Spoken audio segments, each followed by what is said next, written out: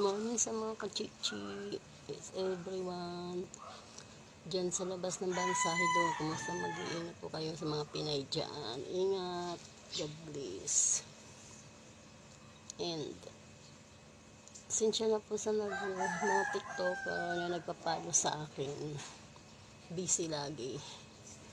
Bok, Jewel. Sa mga kachichi ko. Hi, kumusta? Sa mga naglalakad, ingat. At sa mga pumapasok sa trabaho at nasa bahay, ingat. God bless. Sana lagi tayo healthy. Lilis ko.